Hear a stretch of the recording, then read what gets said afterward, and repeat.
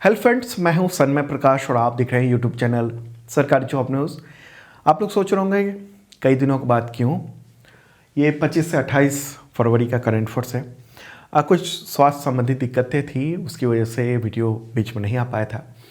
अब स्वास्थ्य ठीक लग रहा है और उसी की कोशिश के तहत अब ये वीडियो रेगुलर होगा। उम्मीद यही है मॉर्निंग को आपको मिल जाएगा। ठीक है, तो जो भी आपको दिक्कत हुई उसके लिए हमें खेद है। करंट अफेयर्स की पढ़ाई आपकी बीच में 2-3 दिनों के लिए रुक गई थी। कोशिश होगी कि अब रेगुलर ये वीडियो आपको मिलता रहे। ठीक है, और एक और भरोसा दिला देना चाहता हूँ कि आपका कोई भी करंट अफेयर्स का क्वेश्चन जो इंपॉर्टेंट है एग्जामिनेशन के पॉइंट ऑफ व्यू से, वो कुछ भी छूटेगा नहीं। ठीक है, चाहे बीच में अगर वीडियो नहीं आ पाता है फिर भी। और हमारे क्वेश्चंस आपने देखे हैं, आप ही लोगों ने बताए कितने सारे टकराते हैं। ठीक है, एग्जामिनेशन में। तो शुरू करते हैं दोस्तों, और पहला क्वेश्चन लेते हैं, इंपॉर्टेंट है। केंद्र सरकार ने महाराष्ट्र के औरंगाबाद जिले का नया नाम क्या रखने की मंजूरी दी है? आंसर होगा इसका संभाजी नगर। ठीक है, देखिए इसके बारे में प्रस्ताव महाराष्ट्र सरकार ने पिछले साल ही भेजा था, 29 जून 2022 को। उस वक्त किसकी सरकार थी? उद्धव ठाकरे की सरकार थी। और इस्तीफा देने से ठीक पहले मंत्रिमंडल की बैठक की थी उन्होंने, उद्धव ठाकरे ने, और ये फैसला लिया था कि नाम बदल दिया जाए इसका। तो फिर बाद में जब एकनाथ शिंदे की सरकार बनी तो उसने ये प्रस्ताव भेज दिया था केंद्र सरकार को। तो अब केंद्रीय गृह मंत्रालय ने, होम मिनिस्ट्री ने 24 फरवरी 2023 को लेटर भेजा और कहा है कि राज्य सरकार ने जो नाम बदलने का फैसला लिया है उसमें कोई आपत्ति नहीं है। तो औरंगाबाद का नाम जो अब संभाजी नगर पड़ गया है। और न्यूज़ देख रहे हैं आप, ठीक है, इंडियन एक्सप्रेस में संभाजी ये रहे, संभाजी नगर के नाम से जाना जाएगा ये शहर। संभाजी जो हैं वो छत्रपति शिवाजी महाराज के बेटे थे, मराठा सम्राट थे और अपनी शौर्यता के लिए, वीरता के लिए बहुत प्रसिद्ध थे। कम समय में ही शासन किया, कम समय ही, हालांकि उन्होंने 210 युद्ध किए थे। और औरंगजेब ने 11 मार्च 1689 को छत्रपति संभाजी महाराज की बड़ी क्रूरता के साथ हत्या करवा दी थी। इसी से रिलेटेड अगला क्वेश्चन लेते हैं। केंद्र सरकार ने महाराष्ट्र के उस्मानाबाद जिले का नया नाम क्या रखने की मंजूरी दी है? आंसर होगा धाराशिवा। ठीक है, ये भी फैसला पूर्व मुख्यमंत्री उद्धव ठाकरे की कैबिनेट ने, आखिरी कैबिनेट मीटिंग ने ये लिया था। और इसके बाद केंद्र सरकार को ये इसके बारे में बताया गया था और परमिशन मांगी गई थी। तो अब गृह मंत्रालय ने ये कह दिया है कि ठीक है, कोई आपत्ति नहीं है, आप नाम बदल लो। तो अब इन 2 जिलों का नाम बदल गया है। एक कौन सा है? एक तो उस्मानाबाद, उसका नाम क्या हो गया? धाराशिवा। और दूसरा क्या नाम है? इससे पहले जो मैंने आपको बताया था वो था औरंगाबाद, उसका नाम संभाजी नगर कर दिया गया। ठीक है, देखिए नाम बदलने की जो प्रक्रिया होती है वो बहुत आसान नहीं होती है, क्योंकि नाम बदलने का मतलब ये होता है कि तमाम सरकारी जो रिकॉर्ड्स हैं, चाहे वो तहसील या गांव से लेकर जिला हो गया, स्टेट हो गया, और केंद्र सरकार के तमाम मंत्रालय, तमाम डिपार्टमेंट्स, उन सब में रिकॉर्ड चेंज होता है और उसमें बहुत मेहनत होती है। तो अब चूँकि वहाँ से परमिशन मिल गई है, एनओसी मिल गया है, और ये जो नाम बदलने के लिए केंद्र सरकार से एनओसी लेने की ज़रूरत पड़ती है, तो एनओसी मिल गया है और अब नाम बदल चुका है। तो महाराष्ट्र के चीफ मिनिस्टर इस वक्त कौन है? एकनाथ शिंदे। और गवर्नर कौन है? रमेश बैस। अगला क्वेश्चन लेते हैं। Best FIFA mains footballer award 2022 किसने जीता है? Best FIFA mains football award, answer होगा लियोनेल मेसी। ठीक है, अर्जेंटीना के खिलाड़ी हैं और उन्होंने ये अवार्ड जीत लिया है। फुटबॉल की दुनिया में ये सबसे बड़ा अवार्ड माना जाता है। तो 27 फरवरी 2023 को फीफा अवार्ड्स के बारे में घोषणा हुई और इन्होंने, मेसी ने बेस्ट मेंस प्लेयर का अवार्ड जीत लिया है। दूसरी बार इस अवार्ड पर उन्होंने कब्जा किया है। पहली बार 2019 में और अब 2022 का अवार्ड उनको मिला है। ठीक है, किस क्लब के साथ खेलते हैं वो? Paris Saint Germain, PSG club, उसके साथ खेलते हैं। मेसी ने 2007 में फीफा में अपनी उपस्थिति दर्ज कराई थी। सवाल होगा कैसे चुने जाते हैं विजेता? तो फीफा के बेस्ट अवार्ड के लिए खिलाड़ियों की वोटिंग होती है, मतलब खिलाड़ियों के लिए वोटिंग होती है, और इसके लिए जो तमाम फीफा के मेंबर कंट्री हैं, उसके जो राष्ट्रीय टीम के कोच हैं, कप्तान, मीडिया, फैंस, उन सब से वोटिंग कराई जाती है। और इस बार 211 सदस्य देशों ने या वहाँ के तमाम जो खिलाड़ी हैं और जो लोग हैं, फैंस हैं, उन सब ने वोट डाले थे। ठीक है, चलिए अगला क्वेश्चन लेते हैं। Best FIFA women football award 2022 किसे मिला है? आंसर होगा एलेक्सिया पुटेलस। ठीक है, एलेक्सिया पुटेलस, ये फोटोग्राफ देख रहे हैं आप, और ये स्पेन की खिलाड़ी हैं और बार्सिलोना जो क्लब है बार्सिलोना, उसमें खेलती हैं वो। 28 साल की हैं, स्पेनिश फुटबॉलर। चलिए अगला क्वेश्चन लेते हैं। सबसे शानदार गोल के लिए फीफा पुस्कास अवार्ड 2022 के विजेता का नाम बताएं। ठीक है, ये जो पुस्कास है, ये शानदार खिलाड़ी थे, उन्हीं के नाम पर ये अवार्ड है। ठीक है, इसका आंसर क्या होगा? Margin Oleksii. और फोटोग्राफी ये रहा इनका। पोलैंड के खिलाड़ी हैं और POL क्लब के लिए वो खेलते हैं। तो अब देख लेते हैं कि जो अवार्ड मिला है उन सब के बारे में एक एक करके। बेस्ट मेंस प्लेयर का अवार्ड मिला है लियोनेल मेसी को। बेस्ट वुमेन प्लेयर का अवार्ड किसे मिला है? लेक्सिया पुटेलस को। बेस्ट मेंस कोच का अवार्ड मिला है लियोनेल एस्कोलोनी को। बेस्ट वुमेन कोच का अवार्ड मिला है सरीना विगमैन को। बेस्ट मेंस गोलकीपर का अवार्ड मिला है एमिलियानो मार्टिनेज को। बेस्ट वुमेन गोलकीपर का अवार्ड मिला है मेरी यरप्स को। सबसे शानदार गोल के लिए फीफा पुस्कास अवार्ड किसे मिला है? मार्सिन ओलेक्सी को। फीफा फैन अवार्ड किसे मिला है? अर्जेंटीना के प्रशंसक को। चलिए अब आगे बढ़ते हैं, अगला क्वेश्चन लेते हैं। उससे पहले फीफा ने इतने सारे अवार्ड दिए हैं, तो फीफा का मुख्यालय कहाँ है? ज्यूरिख, स्विट्जरलैंड में। अध्यक्ष कौन है? Gianni Infantino. ठीक है, अगला क्वेश्चन लेते हैं। करियर क्लब का 700वां गोल करने वाले दुनिया के दूसरे खिलाड़ी कौन बन गए हैं? आंसर होगा लियोनेल मेसी। अभी हाल ही में 27 फरवरी 2023 को पेरिस सेंट जर्मन यानी PSG की मार्सेल पर जो जीत हासिल हुई है, उस दौरान उन्होंने अपने करियर का 700वां गोल हासिल किया, और ऐसा करने वाले वो दुनिया के दूसरे खिलाड़ी बन गए। करियर क्लब मतलब जो क्लब फुटबॉल मैच होता है उसकी बात हो रही है यहाँ पर। तो इसमें नंबर 1 खिलाड़ी कौन है? वो हैं क्रिस्टियानो रोनाल्डो, पहले खिलाड़ी हैं। और दूसरे खिलाड़ी कौन बन गए? हम लियोनेल मेसी बन गए। क्रिस्टियानो रोनाल्डो के पास उनके जो गोल करने का रिकॉर्ड है 709 है, और लियोनेल मेसी के पास है 700 गोल का खिताब। ठीक है, तीसरे स्थान पर पेले हैं, 679 गोल उन्होंने किया था, दिवंगत हो गए हैं, अभी हाल ही में उनकी डेथ हुई थी। अगला क्वेश्चन लेते हैं। विश्व NGO दिवस कब मनाया जाता है? आंसर होगा 27 फरवरी को। उद्देश्य ये है कि NGO का जो उपयोगिता है समाज में, समाज के लिए योगदान में, उसकी जागरूकता बढ़ाना। और इसे 2014 में इसे घोषित किया गया था, इस दिवस को, संयुक्त राष्ट्र, यूरोपीय संघ और कई सारे अंतर्राष्ट्रीय संगठनों ने। थीम क्या है इस बार की? Environmental challenges and achieving sustainable development goals, ये है थीम। ठीक है, हिंदी में क्या कहेंगे इसे? मानव अधिकारों को आगे बढ़ाने, सामाजिक और पर्यावरणीय चुनौतियों को संबोधित करने और सतत विकास लक्ष्यों को प्राप्त करने में NGO की भूमिका और प्रभाव, ये है थीम। अगला क्वेश्चन लेते हैं। 13वें हॉकी इंडिया सीनियर महिला राष्ट्रीय चैंपियनशिप 2023 के विजेता का नाम बताएं, किसने जीत लिया? आंसर होगा मध्य प्रदेश। मध्य प्रदेश ने किसको हराया? महाराष्ट्र को हराकर ये 13वीं हॉकी इंडिया सीनियर महिला नेशनल चैंपियनशिप उसको जीत लिया है। और झारखंड की टीम वो तीसरे स्थान पर रही है। कहाँ पर आयोजन हुआ इसका? वो हुआ काकीनाडा, आंध्र प्रदेश में हुआ है। ठीक है, तो कई सारे अवार्ड इस दौरान घोषित किए गए। कौन कौन से? फाइनल में प्लेयर ऑफ द मैच का अवार्ड मिला है करिश्मा यादव को, मध्य प्रदेश की खिलाड़ी हैं। टूर्नामेंट की बेस्ट प्लेयर का अवार्ड मिला है प्रतिभा आर्या, मध्य प्रदेश की। बेस्ट गोलकीपर का अवार्ड मिला है सोनल मिन्स, झारखंड की।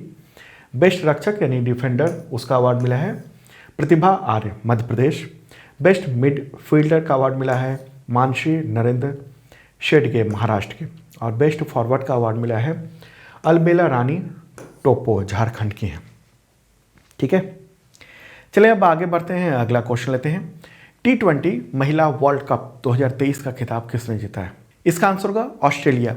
फाइनल मैच में किसे हराया? ऑस्ट्रेलिया ने दक्षिण अफ्रीका को हराया है 19 रनों से। ठीक है, और ख़ास बात है कि ऑस्ट्रेलिया छठी बार उसने ये कप जीता है, और इस टीम ने इससे पहले 2010, 12, 14, 18 और 2020 में ये चैम्पियनशिप जीत चुकी है ये टीम, ऑस्ट्रेलिया की वुमेंस टीम। और ये रहा फोटोग्राफ इसका जीतने के बाद की खुशी का ही है। तो इसमें प्लेयर ऑफ द मैच का अवार्ड मिला है बेथ मूनी को, ऑस्ट्रेलिया की हैं, और प्लेयर ऑफ द टूर्नामेंट का अवार्ड मिला है ऐश गार्डनर को, ऑस्ट्रेलिया की। ओके, महत्वपूर्ण बात। आगे बढ़ते हैं, अगला क्वेश्चन। राष्ट्रीय विज्ञान दिवस या नेशनल साइंस डे कब मनाया जाता है? आंसर होगा 28 फरवरी को। ठीक है, देश के विकास में वैज्ञानिकों के योगदान को याद करने के लिए, चिन्हित करने के लिए ये दिवस मनाया जाता है। और क्यों खास है ये दिन? रमन प्रभाव, उसकी खोज को लेकर ये दिवस समर्पित है। देखिए 28 फरवरी 1928 में भारतीय भौतिक वैज्ञानिक चंद्रशेखर वेंकट रमन यानी सीवी रमन ने स्पेक्ट्रोस्कोपी की क्षेत्र में महत्वपूर्ण खोज की थी, जिसे कहा जाता है रमन इफेक्ट, रमन प्रभाव। तो इसी के उपलक्ष्य में भारत में 1986 से यह दिवस मनाया जाता है। उस समय घोषित किया गया था केंद्र सरकार के द्वारा। और आपको पता होगा कि सीवी रमन को उनके काम के लिए 1930 में फिजिक्स के लिए नोबेल प्राइज से सम्मानित किया जा चुका है। तो इस बार की थीम क्या है? वैश्विक कल्याण के लिए वैश्विक विज्ञान, global science for global wellbeing. अगला क्वेश्चन, वर्ष 2023 में दुर्लभ रोग दिवस कब मनाया गया? आंसर होगा 28 फरवरी को। ठीक है, 28 फरवरी, रेयर डिजीज डे। ये दिवस जो है ना वो फरवरी के आखिरी दिन मनाया जाता है।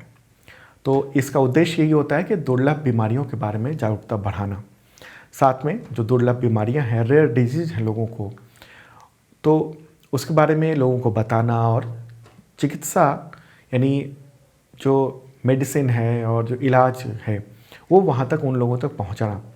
देखिए दुनिया में 30 करोड़ लोग जो हैं दुर्लभ रोग यानी इस तरह के रेयर डिजीज से पीड़ित हैं। कितने? 30 करोड़ लोग। ठीक है, इस दिवस की शुरुआत कब हुई थी? 2008 में।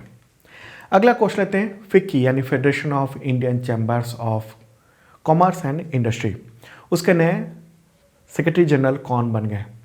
महासचिव। आंसर होगा शैलेश पाठक। ठीक है, वो रिटायर्ड IAS अधिकारी हैं और उन्होंने अरुण चावला की जगह ली है। फिक्की, उसकी स्थापना कब हुई थी? 1927 में। मुख्यालय न्यू दिल्ली में है। संस्थापक घनश्याम दास बिरला। अभी अध्यक्ष कौन है? संजीव मेहता है। ठीक है, फिक्की जो है वो देश भर के तमाम जो भी उद्योग हैं उनके संगठन का एक कॉन्फेडरेशन है।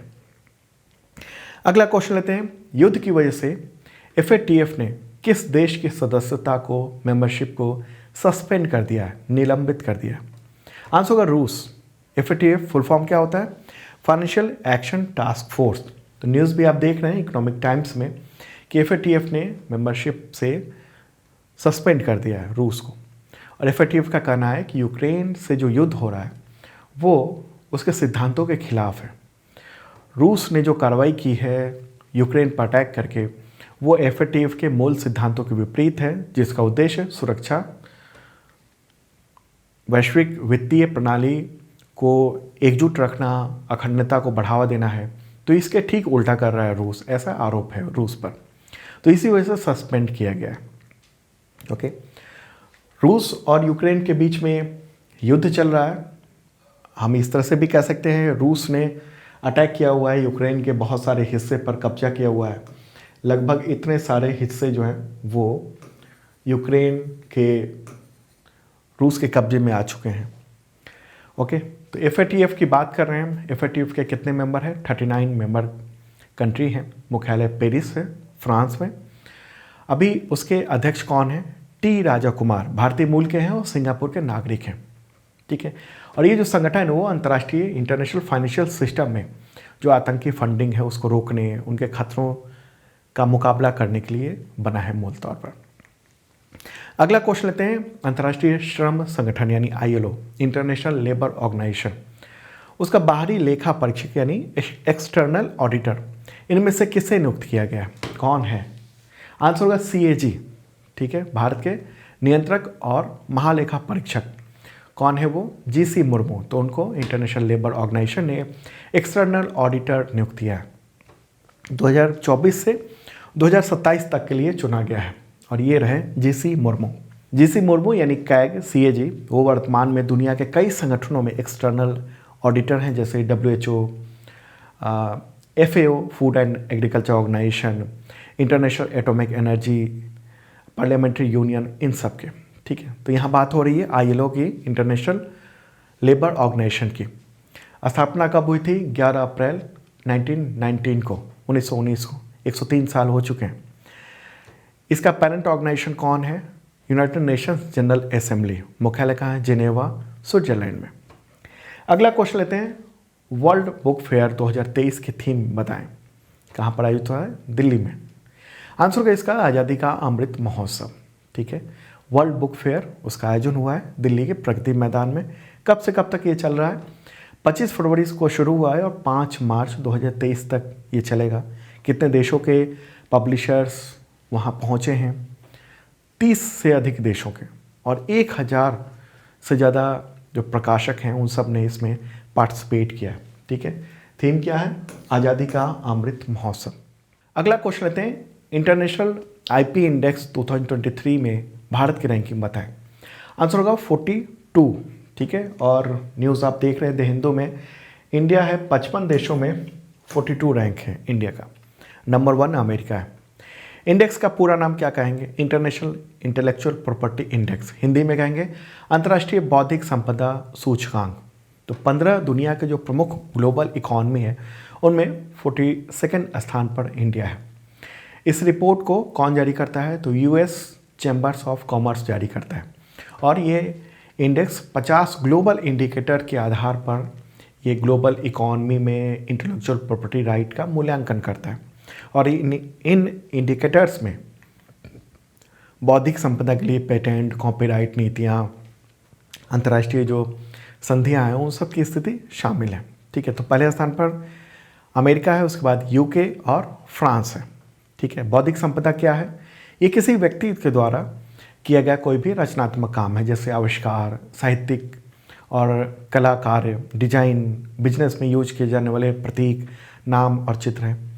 जबकि बौद्धिक संपदा अधिकार यानी इंटेलेक्चुअल प्रॉपर्टी राइट्स, ये क्या है? वो एक खास अवधि में अपने इनोवेशन या फिर जो प्रोडक्शन है उसकी रक्षा करने के लिए कोई दूसरा वो काम, सेम काम कॉपी ना कर ले, इसके लिए कानूनी अधिकार से संबंधित है, जैसे पेटेंट, कॉपीराइट, ट्रेडमार्क वगैरह वगैरह। अगला क्वेश्चन लेते हैं, राष्ट्रमंडल संसदीय संघ यानी कॉमनवेल्थ पार्लियामेंट्री एसोसिएशन, उसके जोन 3 के 19th वार्षिक सम्मेलन का आयोजन कहाँ पर किया गया? आंसर होगा इसका गंगटोक। कहाँ पर? सिक्किम में। CPA Commonwealth parliamentary association. और जोन 3 का मतलब क्या हुआ? जोन 3 में असम, अरुणाचल प्रदेश, मणिपुर, मेघालय, मिजोरम, नागालैंड, सिक्किम और त्रिपुरा आते हैं, ओके।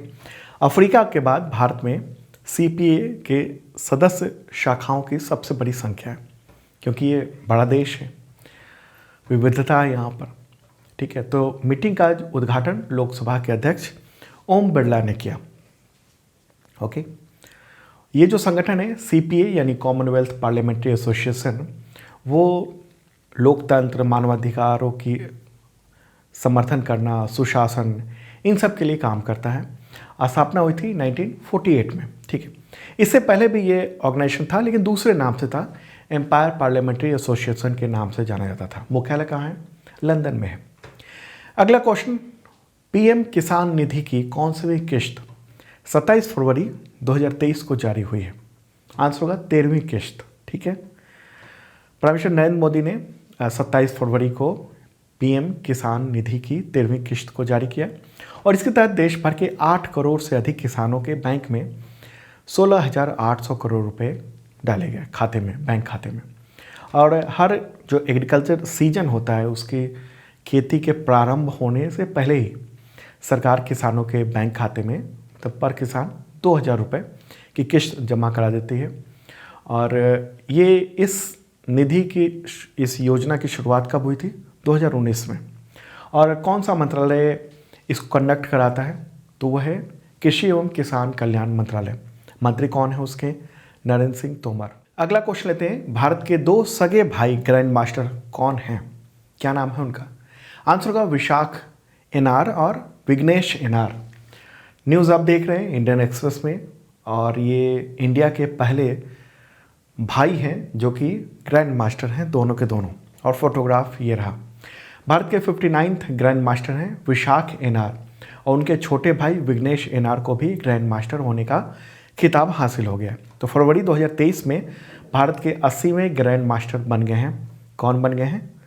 जो छोटे भाई हैं विघ्नेश एनआर।